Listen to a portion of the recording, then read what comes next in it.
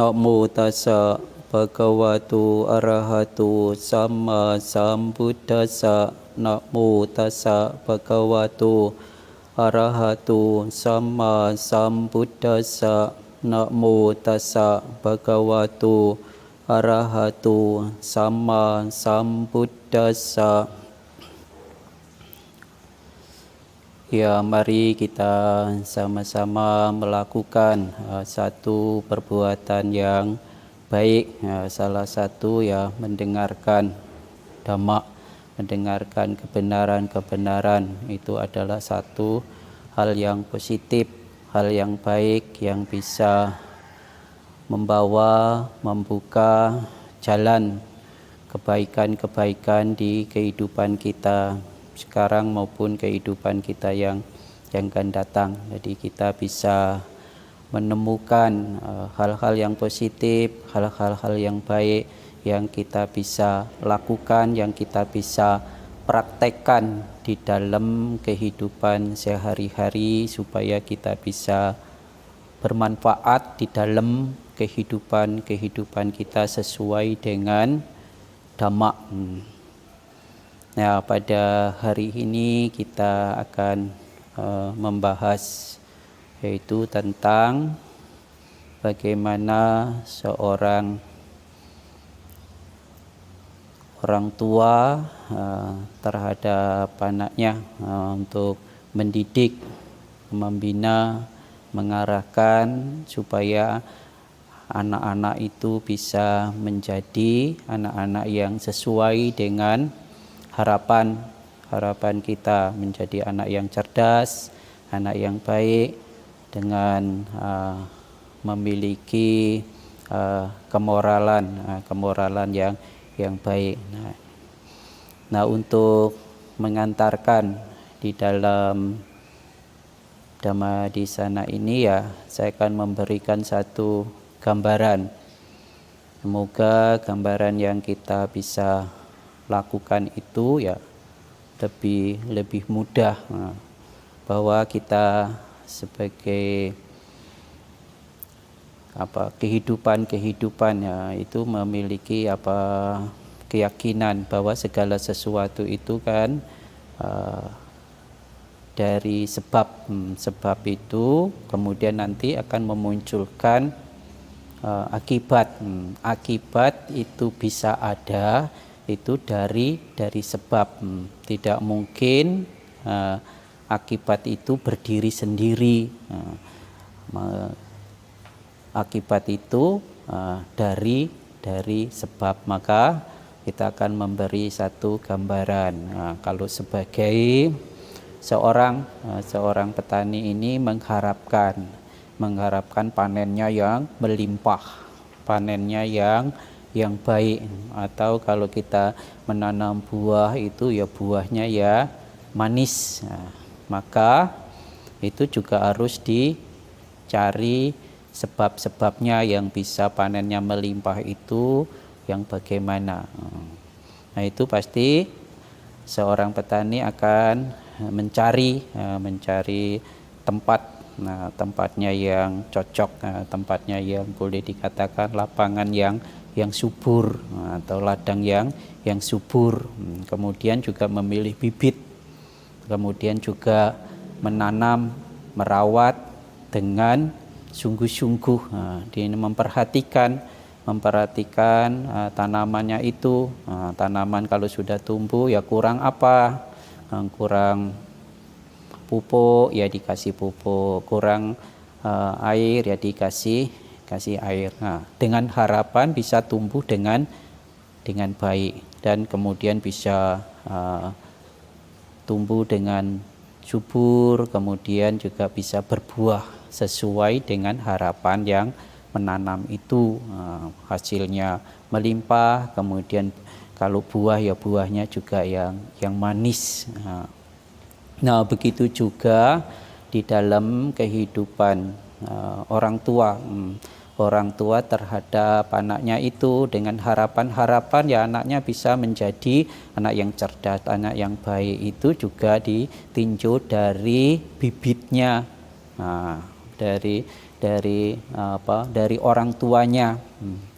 Orang tuanya yang membuat sebab-sebab supaya anaknya itu datang dari alam yang baik, supaya anaknya nanti juga bisa, kalau perempuan ya bisa cantik, kalau laki-laki ya bisa ganteng, kemudian juga memiliki kecerdasan. Nah itu kalau anak itu datang dari alam dewa.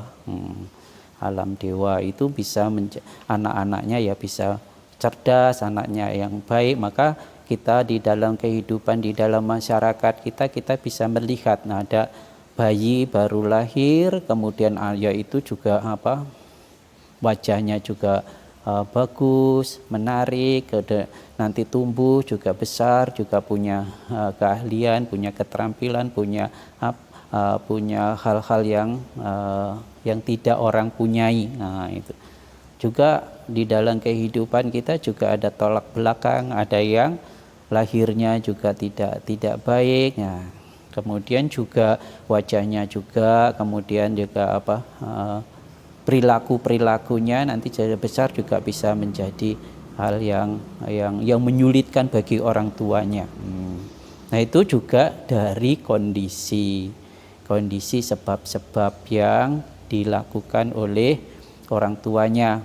Orang tuanya supaya dengan harapan-harapan anaknya itu datang dari hal yang positif, yaitu orang tuanya yang harus menjaga, membuat sebab sebagai pasangan suami istri, apalagi seorang ibu, ada 4 hal supaya anaknya itu datang dari alam dewa, yaitu empat syarat, yaitu yang pertama yang dikatakan yaitu medawini, yaitu seorang ibunya itu harus punya kecerdasan, cerdas di dalam pengetahuan, juga cerdas di dalam spiritual. Jadi spiritualnya juga baik, kemudian juga kecerdasan intelektualnya juga baik. Yang kedua yaitu seorang ibu itu harus memiliki silawati, yang artinya itu adalah kemoralan. Jadi seorang ibu punya pengendalian diri, mana yang harus dilakukan sebagai seorang ibu, itu harus bisa mengetahui, itu harus bisa mengendalikan diri, mengendalikan dalam ucapan, mengendalikan dalam perbuatan, mengendalikan dalam pikiran. Nah, itu seorang ibu harus punya pengendalian diri, menjaga moral. Yang ketiga yaitu sasu dewa. Seorang ibu itu harus punya penghormatan, menghormati mertuanya. Apalagi orang mertuanya dari family-nya, yaitu kita harus punya sikap menghormati kepada mertua. Ini sasu dewa. Yang keempat yaitu kita bisa punya kesetiaan, yaitu patibada. Nah, setia kepada satu pasangan sebagai suaminya, sepasangan satu. Nah itu kita ada 4 hal ini sebagai satu sebab yang bisa mengkondisikan nanti anak-anak itu datang dari alam-alam yang bahagia atau alam-alam dewa, alam-alam yang baik. Kalau dibalik ya nanti kalau orang tuanya itu tidak baik, orang tuanya tidak punya pengendalian diri, orang tuanya juga tidak punya kecerdasan, orang tuanya juga tidak menghormati mertuanya, orang tuanya juga seorang ibu tidak melakukan tidak setia. Itu dibalik nanti dengan mengharapkan anak-anak datang dari alam yang alam-alam dewa itu juga jadi satu kesulitan karena tidak membuat sebab yang baik. Mungkin datang dari alam-alam yang rendah, alam-alam yang sulit. Nah, nanti makanya kita bisa melihat di dalam masyarakat kita itu ada anak yang baik, ada anak yang tidak baik, anak yang sempurna wajahnya, juga sempurna kepandaiannya, ada yang tidak sempurna. Nah, ini juga sebab-sebabnya dari seorang ibunya atau dari pihak dari orang tuanya juga harus diperhatikan. Nah, kalau sudah dilakukan, anak-anak itu bisa sebab-sebab itu memancing supaya bisa muncul hal-hal yang positif di dalam keluarga kita. Kemudian kalau kita memiliki anak, sekarang anak kita itu sudah masih di dalam kandungan, itu juga seorang tua sudah punya kewajiban menjaga anaknya itu supaya tetap berkembang dengan baik di dalam, walaupun masih di dalam kandungan. Di dalam kandungan, nanti kalau ada seorang ibu atau seorang orang tua nanti kalau melakukan sesuatu yang salah, kita juga harus kadang-kadang kalau pas sedang hamil ya harus minta maaf supaya anaknya itu tidak mengikuti perbuatan yang dilakukan itu, yang salah itu.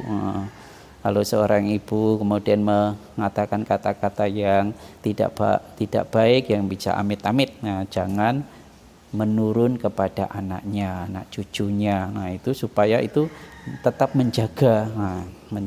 Nanti kalau sudah lahir juga tetap bisa menjaga anaknya supaya bisa tumbuh dengan baik, dengan kepintarannya, dengan itu kita dilatih. Nah, di dalam Sigalo Sutta itu sebagai orang tua itu ya kewajiban kepada anaknya ini supaya bisa sesuai dengan harapan dari orang tua. Nah, yang pertama ya di dalam Sigalo Sutta itu ya orang tua kewajiban kepada anaknya supaya anaknya tidak melakukan perbuatan yang tidak terpuji. Ya. Kemudian kalau anaknya mau berkata-kata yang buruk, atau berbuat yang buruk, atau berpikir yang buruk, orang tua punya kewajiban mencegah supaya anaknya itu tidak melakukan hal-hal yang mengakibatkan itu hal yang buruk. Supaya kalau berkata-kata yang tidak baik, nanti kalau itu sampai diucapkan atau dilakukan atau dipikirkan oleh anak, nanti kalau itu menjadi karakter orang anak ini, ya itu bisa menjadi nanti anak-anak yang tidak baik. Maka dari sejak dini sebagai orang tua mencegah. Kalau mau berkata kasar, berkata yang tidak baik, itu cepat-cepat orang tua itu mengingatkan itu tidak baik, itu tidak cocok bagi anak itu. Nah, kemudian yang kedua, sebagai orang tua menganjurkan anaknya untuk berbuat kebaikan, dilatih. Sebagai orang tua itu ya melatih anaknya berbicara yang benar, berbuat yang benar, berpikir yang benar, itu dilatih. Sebagai orang tua yang melatih, memilih kata-kata yang baik. Kemudian kita juga berbuat yang baik. Kemudian bisa memberi, dilatih untuk memberi kepada kawan-kawannya, atau memberi ya kemudian disuruh membagi. Kalau orang tuanya beli permen, kemudian terus dikasih anaknya disuruh bagi. bagi kepada teman-temannya, kepada yang lain. Nah, itu cara untuk mendidik supaya anaknya ini terlatih dalam melakukan kebajikan. Nah, kemudian dikenalkan di wihara, dikenalkan untuk di sekolah minggu. Nah, itu karena sebagai orang tua itu ya punya kewajiban untuk mengarahkan kepada anaknya. Nah, supaya anaknya itu tidak mencontoh hal-hal yang lain, hal-hal yang buruk. Kemudian kita bisa mencontoh hal-hal yang baik. Nah, anaknya sebagai orang tua mengarahkan dari sejak kecil, diarahkan. Nah, yang ketiga, kalau sudah bisa diarahkan, kemudian anak menjadi tumbuh, menjadi besar, kemudian disekolahkan. Disekolahkan juga dilatih keterampilan, dilatih untuk bertanggung jawab, supaya anak ini bisa terlatih di dalam pendidikan, kemudian disekolahkan di tempat-tempat yang baik. Bukan hanya di tempat yang baik, tetapi juga harus diarahkan ada pendidikan moralnya juga harus ditekankan supaya nanti anaknya orangnya juga pandai, juga punya sikap, tutur katanya itu bisa baik, punya perilaku yang sopan. Nah, itu dengan harapan dari orang tua. Nah, kemudian yang keempat yaitu anaknya sebagai orang tua ya kemudian memberikan warisan contoh keteladanan. Karena kata-kata itu lebih baik satu contoh daripada seribu nasihat. Dinasehatin tapi tidak diberi contoh. Ya, lebih baik sebagai orang tua itu mewariskan keteladanan atau kebaikan. Orang tuanya harus baik kepada masyarakat, baik kepada manapun, yaitu punya sikap-sikap yang sosial, supaya juga nanti dicontoh oleh anaknya, mewariskan keteladanan. Syukur juga mewariskan apa yang dimiliki, mewariskan materi. Lebih baik ya mewariskan keteladanan.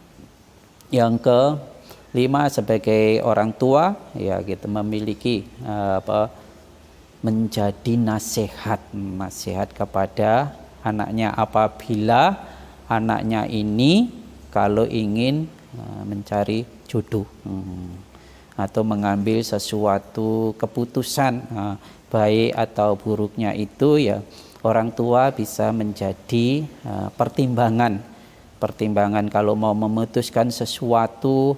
Kalau kemudian anaknya minta pertimbangan kepada orang tuanya, atau orang tuanya juga tidak diminta pun juga memberi nasihat. Nasihat kepada anaknya ya, hal-hal kehidupan yang akan diputuskannya itu supaya bisa menjadi baik, menjadi arahnya di dalam menjalankan apa yang menjadi satu keputusannya itu menjadi lancar, menjadi baik. Nah, itu tugas dari orang tuanya terhadap anak. Nah, itu di dalam Sigalo Wada Sutta, di dalam ajaran yang diajarkan oleh Sang Buddha, itu mendidik, mengarahkan kepada anaknya supaya sesuai dengan harapan apa yang diharapkan oleh orang tua. Yang memiliki keterampilan, memiliki kecerdasan, juga memiliki moral. Apa gunanya kalau nanti kita punya anak punya kecerdasan, punya kepandaian, tapi tidak punya moral, nanti bisa pengetahuannya, apa yang dimilikinya ya bisa membuat kehidupannya itu ya juga bukan hanya menyengsarakan dia, juga menyengsarakan orang lain. Kalau tidak punya moral. Kalau anak kita punya moral yang baik, kemudian juga punya kecerdasan, punya keahlian, punya keterampilan, itu bisa diharapkan di dalam kehidupan sebagai orang tua akan menjadi bangga. Anaknya punya keterampilan, punya kepandaian, juga punya kemoralan, kemudian juga punya prestasi, tapi punya pengendalian diri, dan anak ini menjadi anak yang ideal, anak yang baik, anak yang baik yang bisa punya prestasi tapi punya moral, tidak sombong, tidak angkuh. Kalau kita tidak punya moral, nanti akan bisa menjadi bumerang bagi dirinya juga bagi orang lain. Mudah-mudahan kita bisa menjadi orang tua yang baik, menjadi orang tua yang menjadi teladan bagi anak-anaknya, menjadi figur, menjadi satu kebanggaan bagi anak-anaknya, dan anak-anaknya juga bisa mencontoh apa yang dilakukan oleh orang tuanya. Pada saat ini juga kita akan memperingati hari Tri Suci Waisak, yaitu memperingati 3 peristiwa yang penting yang di dalam menyangkut kehidupan Sang Buddha, yaitu lahirnya Bodhisattva Siddhartha Gautama, kemudian mencapai penerangan sempurna, kemudian parinibbana Sang Buddha.